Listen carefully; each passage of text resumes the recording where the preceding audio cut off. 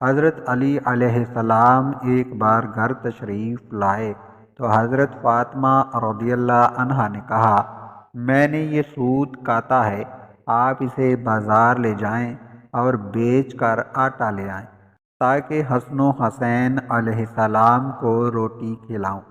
حضرت علی علیہ السلام وہ سوت بازار لے گئے اور اسے 6 روپے میں بیچ دیا۔ پھر ان روپیوں کا کچھ خریدنا چاہتے تھے کہ ایک سائل نے صدا کی۔ حضرت علی علیہ السلام نے وہ روپے اس سائل کو دے دیے۔ تھوڑی دیر کے بعد ایک اعرابی آیا جس کے پاس بڑی فربا ایک اونٹنی تھی۔ وہ بولا، اے علی، یہ اونٹنی خریدو گے؟ فرمایا، پیسے پاس نہیں۔ اعرابی نے فرمایا، ادھار دیتا ہوں۔ یہ کہہ کر اونٹنی کی مہار حضرت علی علیہ السلام کے ہاتھ میں دے دی اور خود چلا گیا۔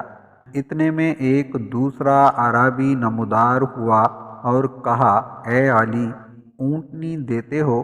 فرمایا، لے لو۔ اعرابی نے کہا، 300 نقد دیتا ہوں۔ یہ کہا اور 300 نقد حضرت علی علیہ السلام کو دے دیے اور اونٹنی لے کر چلا گیا۔ اس کے بعد حضرت علی علیہ السلام نے پہلے اعرابی کو تلاش کیا مگر وہ نہ ملا۔ آپ گھر تشریف لے آئے اور دیکھا حضور صلی اللہ علیہ وسلم حضرت فاطمہ رضی اللہ عنہا کے پاس تشریف فرما ہیں۔ حضور صلی اللہ علیہ وسلم نے مسکرا کر فرمایا، اے علی، اونٹنی کا قصہ تم خود سناتے ہو یا میں سناؤں؟ حضرت علی علیہ السلام نے عرض کیا، حضور آپ ہی سنائیے۔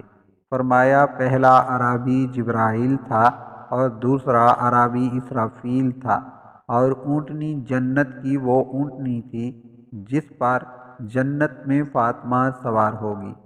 خدا کو تمہارا اثار جو تم نے 6 روپے سائل کو دیے پسند آیا، اور اس کے صلے میں دنیا میں بھی اس نے تمہیں اس کا اجر اونٹنی کی خرید و فروخت کے بہانے دیا۔